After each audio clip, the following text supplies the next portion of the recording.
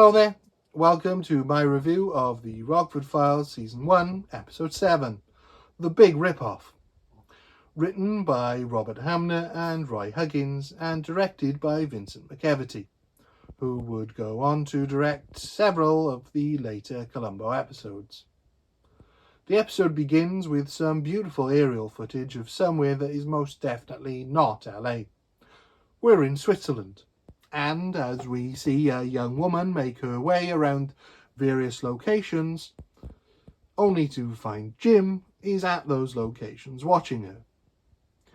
Not to break with the Hollywood magic, but with the exception of those aerial shots, this is all filmed on a studio backlot, but they do a decent enough job that it's believable enough. As this Swiss miss goes about her shopping, Jim parks cars either side of hers, so she's unable to get into her car as a result, and he has an in with her, as he helps her move one of the cars he set up. The biggest giveaway that they are actually in America is here, as the car he moves is an automatic, and to this day, manual cars are still the gearbox of choice for Europeans. This entire sequence is all done in silence, and while it's a bold move, I think it's one that really pays off stylistically. We're never confused about exactly what's going on, even though we don't know why. And yet it retains an air of mystery.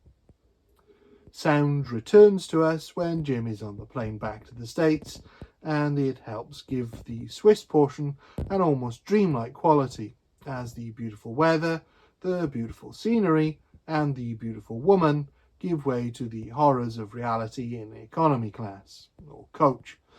We then get to meet Jim's client, Nancy Fraser, who is not best pleased with his continental spending. I hired you to find out if Virginia Nelson killed her husband. And all that's left to discuss are these outrageous expenses. She's hired Jim to see if the lady in Switzerland, an American named Ginny Nelson, played by Susan Summers, killed her husband, but is furious with Rockford's suggestion that the man faked his own death. Fraser was Mr. Nelson's lover, so is initially convinced that if he wasn't dead, he'd have contacted her, but eventually seems to come around. Maybe you're right. Maybe that's the one thing I couldn't accept. Suspiciously quickly, causing Jim to have a little snoop of her place. Rockford then calls insurance man Melvin Moss about the fake death scenario, but before he is able to explain further, Nancy leaves her apartment and Jim follows her to the airport, where he finds out what plane she's on. There's a slightly predictable gag here as he leaves his jacket in a pay-to-use toilet stall to keep up the pretense he's a cab driver looking to return a lost bag to Nancy. Oh, I just dropped a fare off here and she left this in the cab. Only to find it gone when he goes to collect it. But it's done very charmingly and shows us yet more of just what kind of luck Rockford regularly suffers from. He then goes to see Moss, who isn't interested in his offer, but Jim finally manages to negotiate his finder's fee and begins his investigation. It's 5% of any money recovered. What, 20%? 5. 10. 5%. Take it or leave it. Put it in writing. After no luck tracking Nancy down to a hotel, and a brief appearance from Basil Hoffman, who appeared as Jason in Columbo's Bye Bye Sky High IQ murder case, his search continues. He thinks Mr. Nelson contacted Nancy while he was in Switzerland, and she is now on her way to liaise with Nelson. In his travels, he picks up hitchhiker Marilyn, played by Jill Clayburgh. She's a model who was on a photo shoot in the desert before the photographer got a little handsy and she ran for it. Most of the artists I pose for are interested in their work. This one today was a real grope freak. It's difficult to say exactly what was more dangerous in 70s California, going to a photo shoot in a desert or hitchhiking. Luckily, she's avoided the numerous serial killers active at that time, and Jim drops her at her place and makes a date with her. Jim checks in with the local sheriff, who is as helpful as all the police Jim encounters are, but then he spots Nancy with the groceries before quickly losing her. We're about halfway into the story at this point and have no idea of where exactly the story is going, but it's still clear what's going on.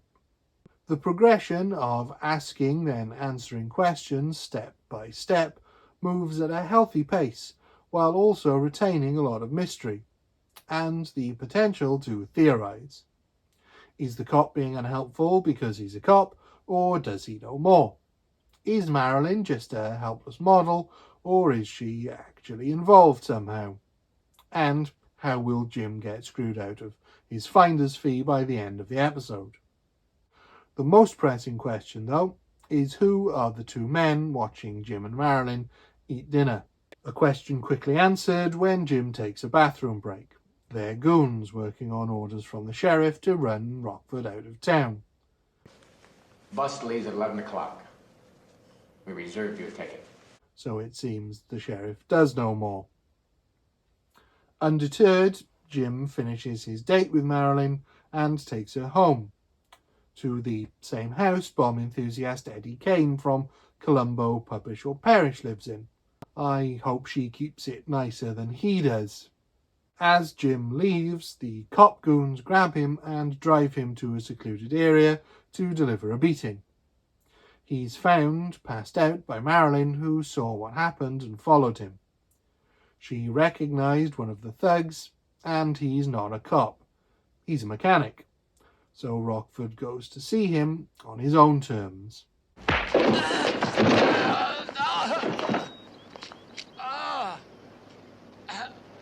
Now let's talk. He was hired by art gallery owner Carl LeMay, so maybe the sheriff is just a jerk after all. Jim goes to see LeMay, and he's played by Colombo regular Bruce Kirby. Jim manages to finally get some useful information from LeMay. It was Nancy who asked him to get rid of Jim. This is a fantastic scene, where Jim has the upper hand and knows exactly how to keep it, as LeMay is a hapless amateur rather than a seasoned thug, and Jim knows it. We see this dynamic, and its reverse, work throughout the series. If Jim knows he's dealing with someone dangerous, he's much more submissive, quiet, and looking for an opportunity to flee. But when he's the more dangerous of the two, he's more confident, talkative, and able to control the situation. Now maybe you should give me some good reasons why I shouldn't call the sheriff myself.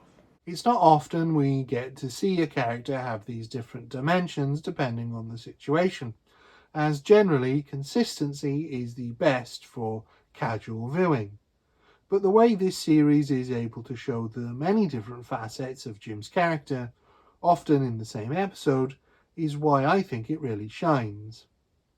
Back at Marilyn's, Jim figures out LeMay didn't tell him the complete truth, and with some local knowledge and another look at Jim's photo of Steve Nelson, she's able to identify him as Dennis Raines, a local painter who has become a minor sensation in the art world.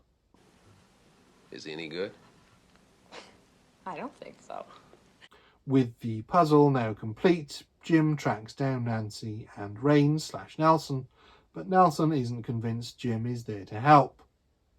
When Rockford eventually gets free and attempts to collect from the insurance company, he's turned down flat and realizes Nelson took his advice and returned the insurance money, leaving Jim down $200. I'm out $200 of my own money. Can I at least have that back? Mr. Rockford, I'm keeping a board meeting waiting. You don't mind, do you? With all the questions answered and the case wrapped up, all Jim can do is commiserate with Rocky, until Rocky mentions that some awful paintings have been delivered to him. Seems like Jim might actually have come out on top of this one. This is an original Nelson. He's a primitive. What is a primitive? A primitive is a guy who can paint nonsense like this, then turn it around and sell it for $2,000 a piece. I really enjoyed this episode. It's pretty low stakes, no real villain, no murders, and no car chase, but it has a great central mystery, with all the various characters weaving in and out of the story in a realistic and believable way. And while having Marilyn as a plot device to move the story forward is a little cheap, the way she's worked into the story feels very natural. It's a bit of a shame we don't get any kind of resolution to the Marilyn storyline, as she just disappears after she's recognised Nelson, as she was a fun character that I would have liked to have seen either in the epilogue or a later episode. But it's not a huge issue. We also have our first, although somewhat brief, appearance of James Garner's brother Jack in one of many small roles before he was cast as regular character Captain McEnroe. And having Rocky appear just for the end was done very naturally too, as the story barely takes place in LA. All in all, not the most exciting of Rockford adventures, but a pleasant change of pace and a great mystery. 5 out of 5. Thank you. Goodbye.